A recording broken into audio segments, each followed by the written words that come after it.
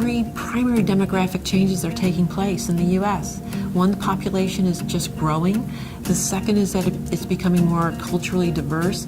And three, the population is aging. And if we do prepare and we embrace it and we say this is great, then I think we'll all be very resilient and we'll enjoy our later adulthood. The Bowling Green State University's Optimal Aging Institute really is an asset for senior service providers throughout Northwest Ohio. What the Optimal Aging Institute does is mobilize community and university resources to expand programs, services, and research for older adults. My favorite thing to do is the weight training for the bone health. At the Student Recreation Center, we have a wide variety of fitness programs that are specifically to the older adults. In addition to fitness, we also have special events that focus on different health and wellness topics. As seniors, even though we don't feel like seniors, once you retire from work, you don't have all the interaction that you enjoy with people every day.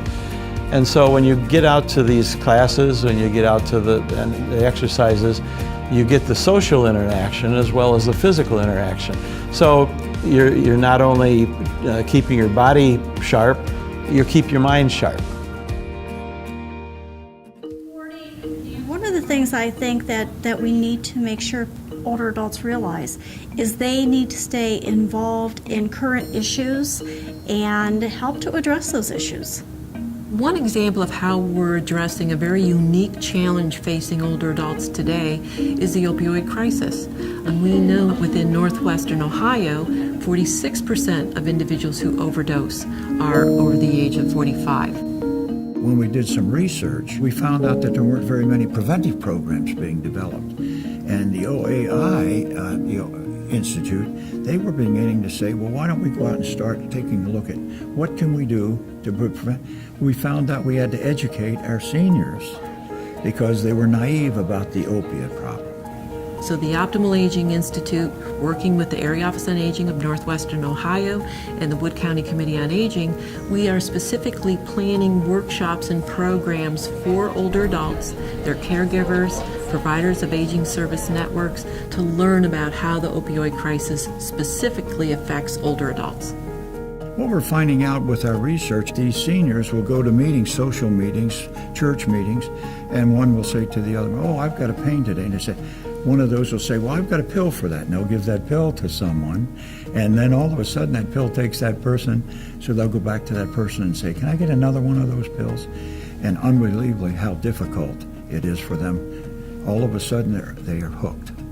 Other ways that older adults are affected by the opioid epidemic is that grandparents are raising the children that unfortunately no longer can be parented because the parents are either incarcerated, that they have overdosed and they have died, or they are still actively using. So grandparents are now being asked to raise their grandchildren.